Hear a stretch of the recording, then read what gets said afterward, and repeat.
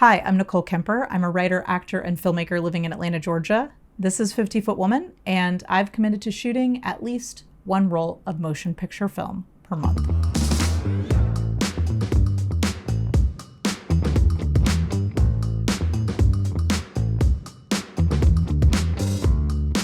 Today, I wanted to talk about XL cameras. So what does that mean exactly, an XL camera? XL means existing light. Basically, these cameras were designed with a shutter with a much larger opening so that more light would come into the camera, and therefore it would be easier to shoot in very low light situations or indoors without having to need like any extra lighting equipment or mounting any light on top of the camera. So my trusty Bell & Howell 431, which you've seen in many of my videos, has a shutter angle of 180 degrees, and that's pretty standard for a Super 8 camera. The Bell & Howell T20XL, on the other hand, has a shutter angle of 220 degrees, which lets in significantly more light. So once I found out about these XL cameras, I was super intrigued. I really wanted to know like exactly how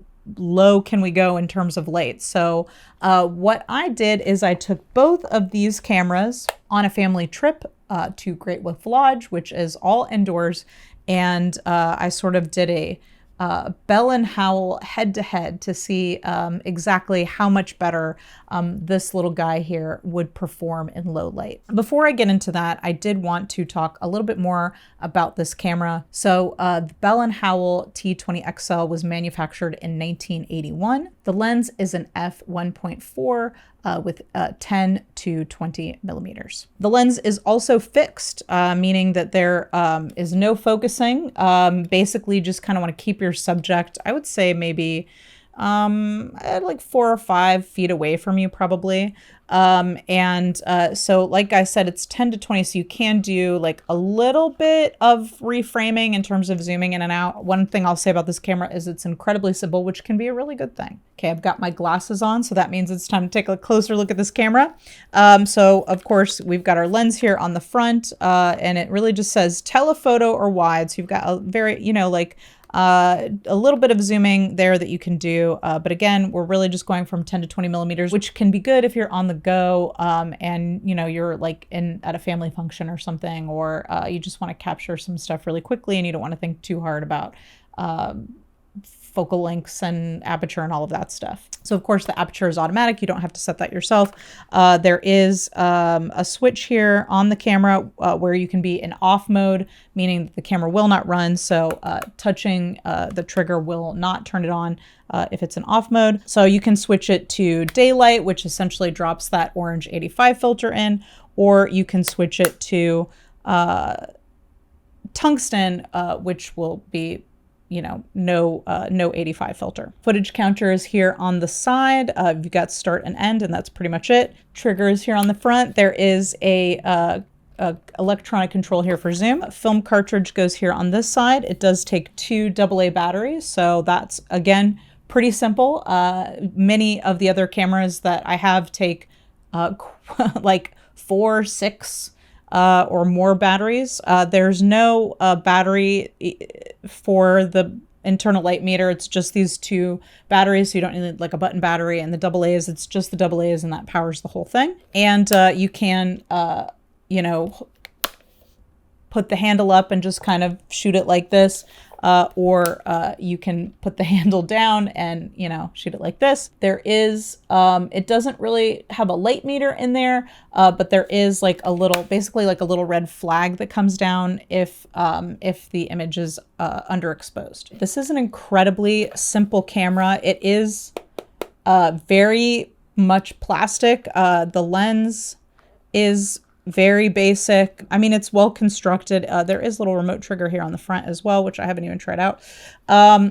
It's a very cheap, lightweight camera. So I really wanted to see exactly how low can you go with an XL camera. So I took both of these cameras, the Bell & Howell 431 and the Bell & Howell T20XL, on a family trip to Great Wolf Lodge, which is basically like an indoor water park. I shot 2 rolls of 500T, one in each camera, and let's just take a look at the results. Let's start with the 431. So both of these, by the way, shoot in 18 frames per second, so you don't really have a choice there in terms of frame rate. So here we are inside of the Great Wolf Lodge. Camera performing okay, definitely a little underexposed. Looking a little better in the arcade. Actually, the 431 did surprisingly well in the arcade. I thought it actually turned out pretty nice. I do really love the lens on the 431. By the way, both of these rolls were developed and scanned by Negativland. So yeah, I feel like we're doing pretty well here in the arcade. And that standard Super 8 camera with the 500T, which is a very fast speed film, actually handling it pretty well. Then we went to the pool. So Great Wolf Lodge, for those of you that don't know, is basically like a big, like it's like a hotel / resort where you can go to the pool, so you're inside the whole time, and there are these like windows in the ceiling. And I think on the day 2 that I was here with the 431, because this was the second day actually that I was shooting, it was pretty sunny that day, I think, so we were getting pretty good sun in. But I was like, wow, I mean, I feel like I can see everything pretty well. No complaints here with how the footage turned out. You can, it all looks pretty good. And I in this situation wouldn't feel like I needed to go with a different camera that needed more light. So at least in the water park area where you've got all this daylight coming in from the ceiling, I did not feel like I needed that additional light. Of course, in those few shots we had inside of the hotel with just like the ambient light from this, what was around us in the hotel, a little bit more underexposed. So that would have been a situation where we would have wanted a little bit more light. All right, so let's take a little bit here, a look at the T20XL. So if we compare this footage, so in this case, I started out in the arcade, and I think you can see here that it's much brighter. So same arcade, definitely significantly more light. These unicorns on the wall, it's looking, quite bright. This shot here was the only light coming into the room. The interior before you go into the water park, definitely a lot more light coming in here than we had with the Bell & Howell 431. Inside of the water park, it's almost a little overexposed. We're actually getting so much light in here that in post we're going to want to bring it down just a little bit. So I can definitely see the difference in terms of how much more light we're getting. I'm always in favor of overexposing a little bit when it comes to negative film stock like 500T. Because as long as you're not overexposing it so much that you're losing detail, you can get a lot more out of it. I think in the color grading, when you have a little bit of overexposure, the colors really pop, and you really get a little bit more latitude there with a bit of overexposure. One thing I will say that I can notice about the two cameras when you look at them back to back is just how much better the lens on the Bell & Howell 431 is than the T20XL. The T20XL is a really, again, it's an inexpensive camera. It's a much cheaper lens. And I think when you look at these two back to back, it shows. Now, if you are just taking it out, because you want to capture some footage of a family trip, or you want to pop a camera in your bag and be on the go, and not have to worry too much about camera settings and focus and all of that, then maybe it's not really a concern for you having a better lens, but I definitely can see the difference between the two. Now, when you look at that trip, I really, I didn't push it. I think I could have pushed it a lot harder in terms of like how dark can we go, how low light can we go, and have this camera still perform successfully. But then after I got this footage back, I was like, oh, wow, like I think I could push this a little bit more. So I did take this camera on a few more trips with me, and I did try it in much lower lighting conditions. And I gotta tell you, I was blown away by the results. So for example, looking at some of this footage by firelight, it was completely dark outside. And you can see I'm a little bit too close to the flames here and they're a bit out of focus. But even outside, in the complete darkness, usually when you're filming outside, even with 500T by the fire, all you can really see is the fire. But I was really amazed that I could see everyone's faces so clearly. And then where I was really surprised was I took this camera with me to one of like this pop-up balloon museum, which had a bunch of different like sort of art experiences or art exhibits to do with balloons and all kinds of weird stuff. And it was incredibly dark in there. And I honestly was like prepared to accept that nothing of this trip was going to come out. But as you can see people's faces. We're getting definition even like even in the shadows. Now the darker exhibits that have very little light, I did not even bother with those. But in a lot of these cases, even in very subdued lighting, I'm shocked at how well this came out. And it doesn't even feel like it's really super underexposed and I'm going to have to really like pull it out. Like it feels like it's well exposed. And I have to say, like, I think that I think essential to have one of these XL cameras in your gear, just so that you could bring it to something like this.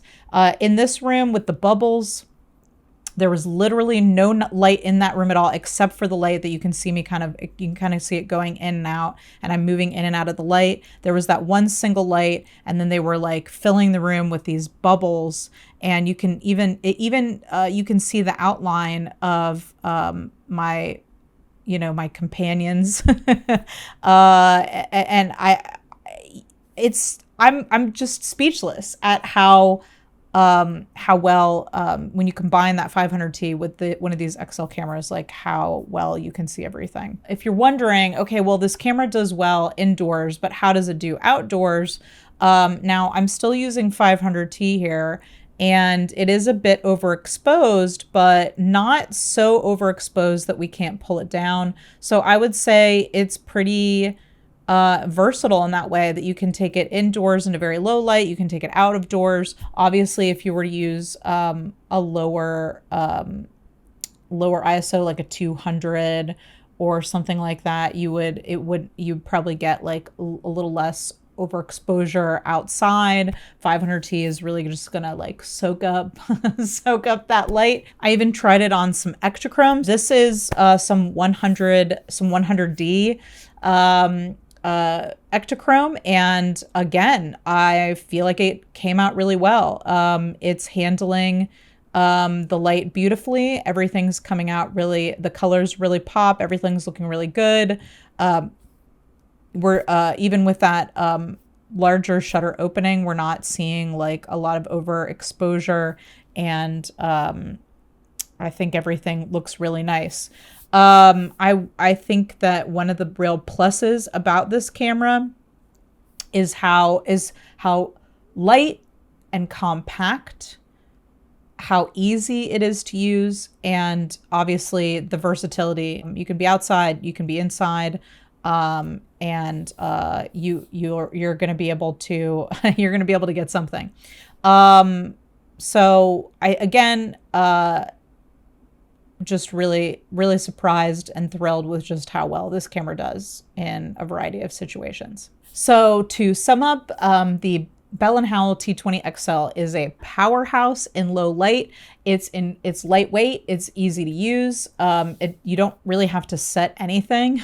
There's no focus to worry about. There's no aperture to worry about. If you want a camera that you can just put in your bag and take with you on a trip, or to film, a really special family event, or even if you're an indie filmmaker and you want to capture some footage, guerrilla style on the fly, this camera is a really good one to have on hand. It is incredibly lightweight. It's really small and easy to carry with you. I would say some of the downsides to this camera is, of course, you've got a little less, obviously you've got less control over the aperture and all that. The lens is not as nice as some of the other cameras that I have. So it is what it is there. I would be interested to see if I were to get a higher end XL camera. I know there's some Canons and Minolta XL cameras.